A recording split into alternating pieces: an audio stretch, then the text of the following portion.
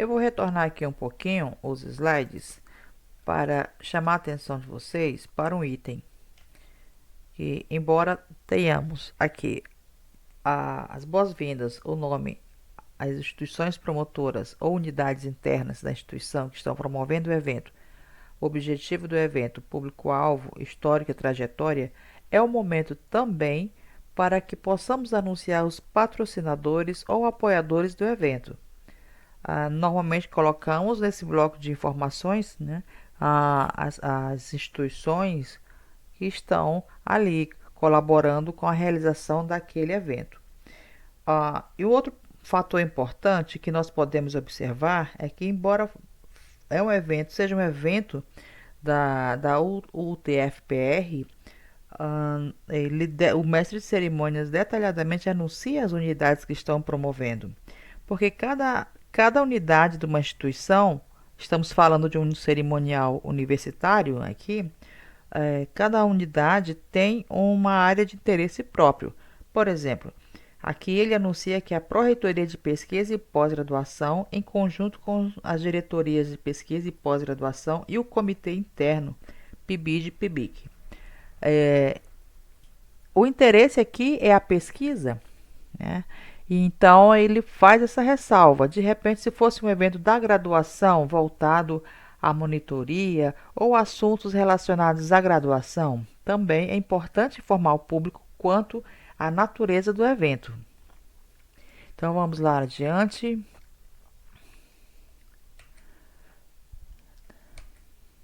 Bom, no anúncio do mestre de cerimônias, na sua narração, observa-se que o chamamento das autoridades para compor a mesa foi considerado o cargo, né? Foi anunciado o cargo que cada um ocupava naquele momento.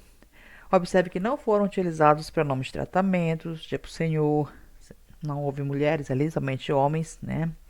E considere que trata-se de um ambiente acadêmico, logo optou-se por utilizar a condição dos participantes, professor. Então ele chamava o professor, aí o nome da pessoa. Se fosse um técnico administrativo, ele provavelmente também denominaria, né? O técnico administrativo, contador, fulano de tal, mas ali a mesa era composta por todos professores. Então, ele utilizou o termo, a expressão professor, né, a condição de cada um deles ali na instituição, e posteriormente o nome.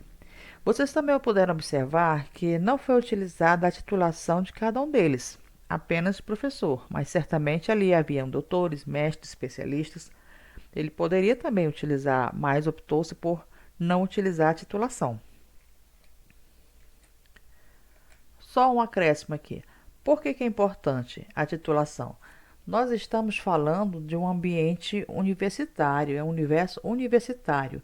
E dentro da universidade nós temos os títulos, né? Os níveis hierárquicos também. A, a especialização é um título, a graduação é um título. Mestrado, mestre, ele é um título. De doutor é um título maior, né?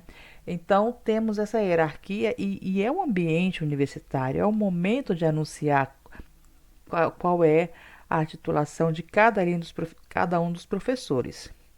Não se trata de brio, egos, não. Se trata realmente de utilizar o que é adequado para aquele ambiente. Provavelmente, o mestre de cerimônias se tenha anunciado, com certeza, a titulação e a área de interesse dos palestrantes, dos debatedores que estariam ali cumprindo a programação daquele evento. Por outro lado, na composição da mesa de abertura, ele não optou por por utilizar a titulação dos professores. Então, eu trago aqui, optou-se por convidar os membros para compor a mesa de honra utilizando o seguinte padrão: cargo, instituição, professor e o nome da pessoa. Vocês puderam observar que, além do cargo, ele sempre chamava professor, né, e diretor, aí o vice-reitor também. E sempre ao final ele fazia referência a UTFPR. E em alguns momentos ele destacava de onde era aquele professor, se era do campus Medianeira ou não.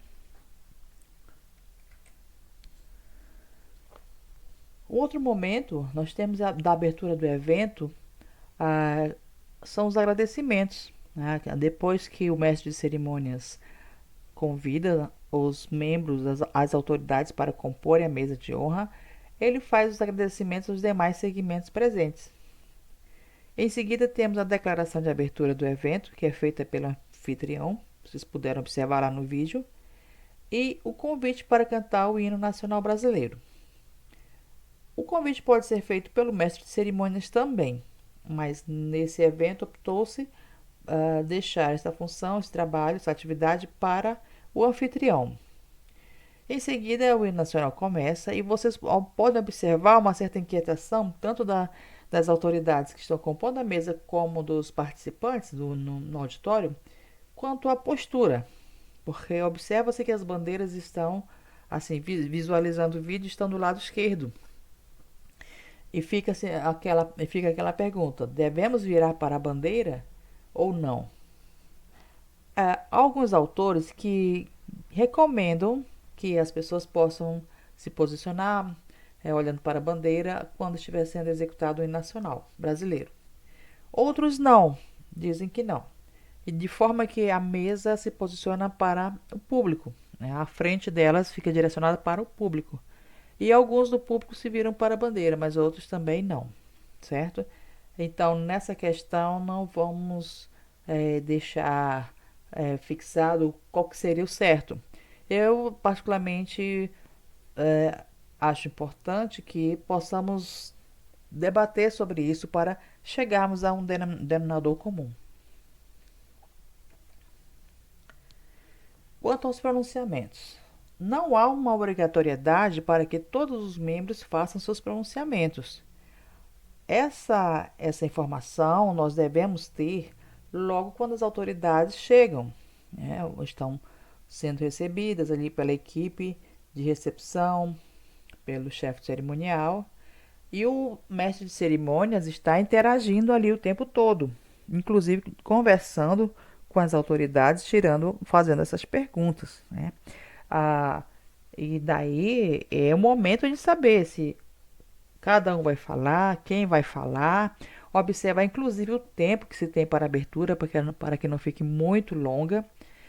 E daí não há uma obrigatoriedade para que todos que compõem a mesa de honra tenham que falar. Mas isso tem que ser visto com antecedência. Vocês puderam observar também que a ordem dos pronunciamentos ela foi inversa à composição da mesa de honra, ou seja, do menor para o maior, do menor cargo, o cargo com menor poder, para o cargo com maior poder naquela mesa. É proposital? Sim, é proposital, porque o último a se pronunciar é o anfitrião. O anfitrião ele ouve todos os pronunciamentos. Vocês puderam observar que as pessoas falaram, os professores falaram, e ele ao final falou e encerrou o momento de pronunciamentos. Não, ninguém mais falou depois dele. É estratégico para ele ouvir, de repente corrigir alguma incoerência, ou contornar alguma situação, ou complementar um pensamento que foi manifestado naquela hora. É bem estratégico e importante para que se tenha uma harmonia no evento. Quanto ao tempo, cada um deve falar por quanto tempo? Bom, é o seguinte, nós temos que combinar isso com as nossas autoridades. Informá-los que não temos um tempo muito longo, então um tempo de 2 minutos, 1 minuto seria o suficiente, porque é a abertura, e falar da programação também, para que a cerimônia não fique muito longa. Mas claro que cada cerimonial tem seus objetivos, né? Então tudo isso deve ser tratado com antecedência para que o tempo também seja estabelecido para as autoridades que vão fazer uso da palavra. Quanto ao deslocamento do componente da mesa de honra para o púlpito, vocês observaram que na abertura o anfitrião fez a declaração de abertura na mesa. Porém, os pronunciamentos dos demais membros, inclusive na última fala do anfitrião, foram todas no púlpito. É uma forma de se trabalhar também. E eu particularmente achei interessante porque deu um destaque, posicionou frente ao público, teve uma condição de posicionamento também, uma visualização adequada para a mesa e deu um certo brilho para aquele momento. Então, tudo isso também deve ser pensado, caso os membros tenham se pronunciado lá na mesa. Provavelmente eles teriam uma certa dificuldade para olhar para a mesa, especialmente as autoridades que estavam compondo a mesa naquele momento, porém teriam facilidades para olhar para o público. Mas ao se posicionar no púlpito, a visualização ficou apropriada, podemos dizer assim. Na finalização da cerimônia, é anunciada a próxima atividade da programação, desfaz a mesa de honra. É importante que seja anunciado o momento que se desfaz a mesa de honra. Embora não tenha ocorrido a narração do mestre de cerimônias, o anúncio do momento de desfazer a mesa, mas ela tinha sido combinada, porque toda a dinâmica ali do cerimonial, ela é combinada. Os componentes da mesa devem estar cientes do que vai acontecer, né? Então, tanto é que, embora o mestre de cerimônias não anuncie o momento de desfazer a mesa, os membros já sabiam que tinha que desfazer. E o que o mestre de cerimônias em seguida anuncia é a próxima atividade da programação.